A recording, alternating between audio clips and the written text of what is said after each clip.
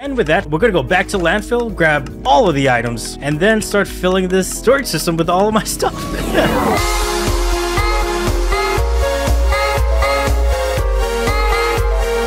What up, my roomies, and welcome back to the technical guide to Minecraft. And today, well, we actually have kind of an issue, kind of a really big issue. If you look at my fireworks box, I'm actually down to my last stack, and that's kind of a big problem. And while my creeper farm has done a great job over time to give me enough gunpowder, I don't really have a robust sugarcane farm.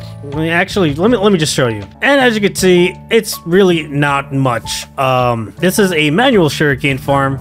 And seeing as how we have ambrosia now, or at least the storage center of ambrosia, it's about high time we upgrade. Because honestly, this is a problem that no technical player should really have. I guess while I'm here, I'm also just harvest this. See, the main use for sugarcane is paper, and we need paper in order to make fireworks. And while I just harvested this entire thing, it only gave me 69 nice sugarcane. When I make it into paper by using 3 sugarcane, it only gives me 69 fireworks. And me personally, I like using level 3 fireworks because of this issue. Level 3 fireworks have the longest time of thrust, meaning I use a lot less paper, and because gunpowder really isn't that much of an issue, I tend to just keep all the sugarcane that I needed to that manual sugarcane farm. But as more and more players use the storage center, I'm gonna need to upgrade it. Now, I do not like sugarcane farms. I don't. I really don't think that any server really needs really large-scale sugarcane farms. The only kinds of multiplayer servers that really need it are mostly like hardcore technical or like really buildy servers. And well, this server, for all intents and purposes, I'm the only technical player on the server, and everyone else is a builder, but don't tend to build really large projects, at least not yet. And so I can't really justify having a flying machine sugarcane farm, for my server anyway.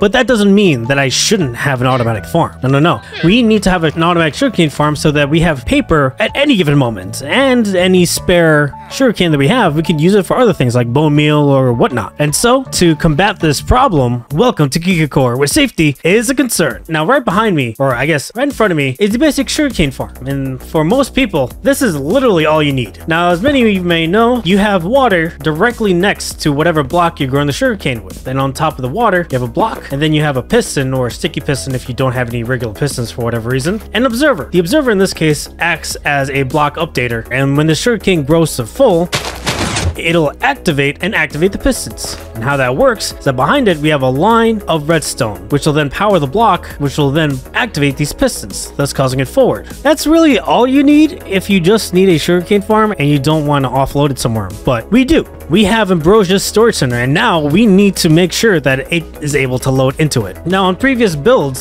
specifically the chunk loader, we used a hopper minecart on top of hoppers to put into a storage block, in this case, a chest.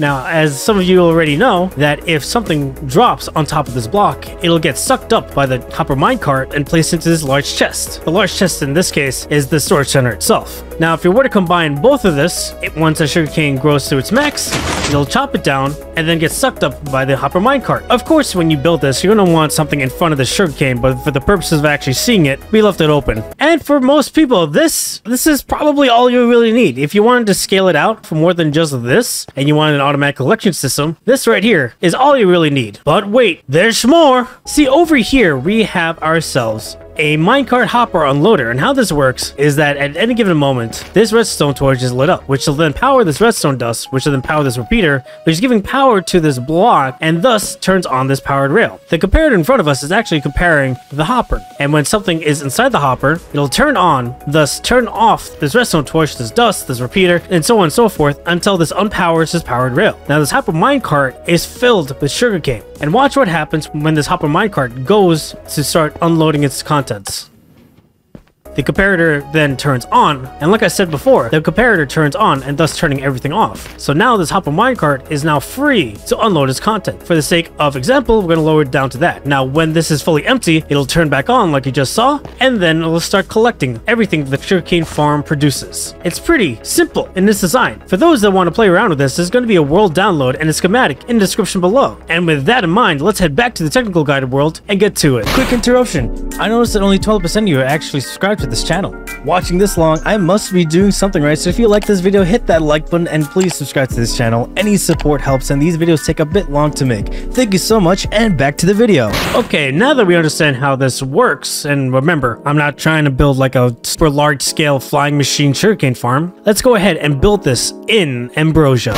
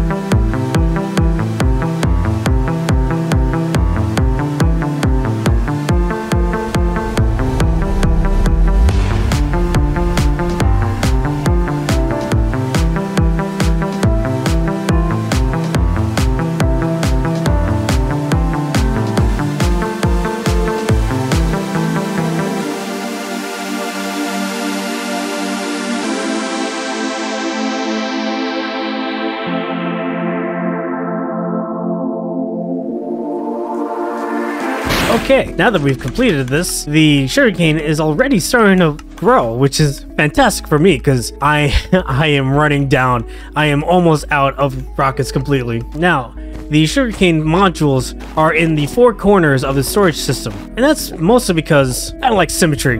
This whole place is very symmetrical, and I like keeping with that kind of aesthetic. And as this grows, we're gonna have a bunch of sugarcane at our disposal. Oh man, I almost looked at you. No, we're good, man. The problems of having a base in the warp forest. And that's all you need to do in order to make a sugarcane farm for the average user. You really don't need much more than this. In fact, you probably need less than this. But for my players that use this storage system, this seems like more than reasonable. But now that we have completed this, it's time to go tackle our next project. And that, of course, is bamboo.